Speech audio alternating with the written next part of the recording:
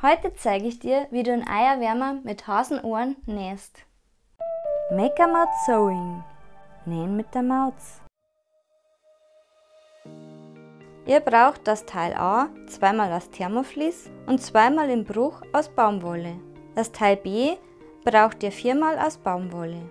Da meine Ohren innen rosa werden sollen, habe ich 2 Stücke in rosa und 2 Stücke aus der Farbe des Hasenkörpers ausgeschnitten.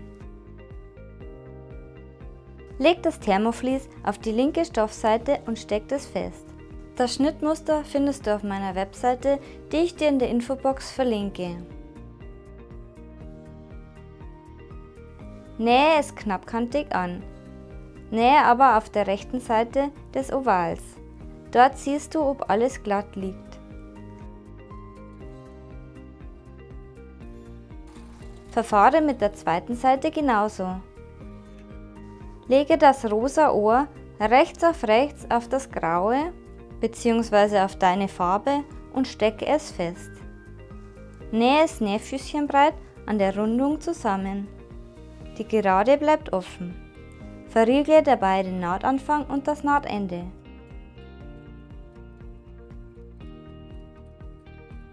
An der Rundung nähst du langsam, um eine gerade Naht hinzubekommen.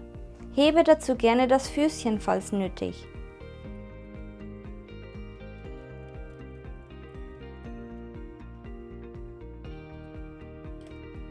Kürze die Nahtzugabe.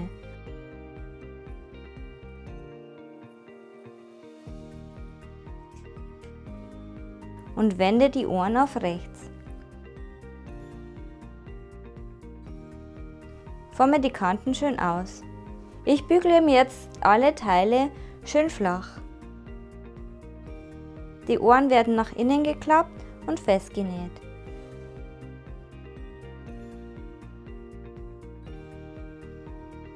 Wenn du willst, kannst du jetzt ein Gesicht drauf malen. Ich habe mir das Gesicht mit einem Trickmarker vorgemalt und male es jetzt mit Textilfarbe nach.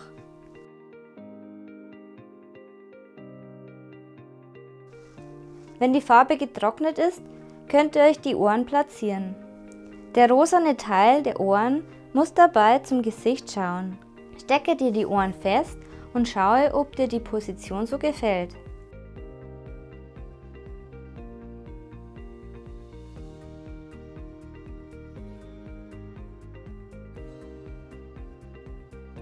Dann legst du das zweite Oval rechts auf rechts darauf und steckst es zusammen. Das Thermoflies liegt dabei außen.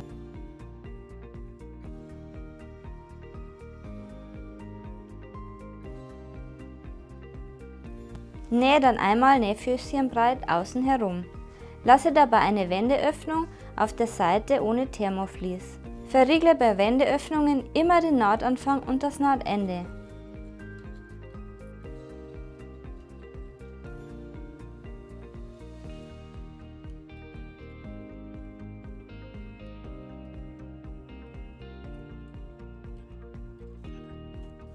Schneide dann die Nahtzugaben zurück, außer an der Wendeöffnung.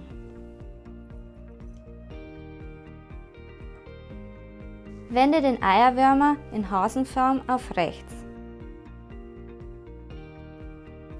Forme die Ecken schön aus. Jetzt muss nur noch die Wendeöffnung geschlossen werden. Da sie innen versteckt ist, nähe ich hier einfach darüber.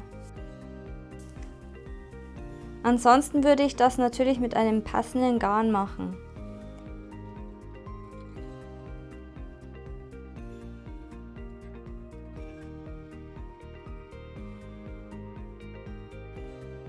Fertig ist der Eierwärmer.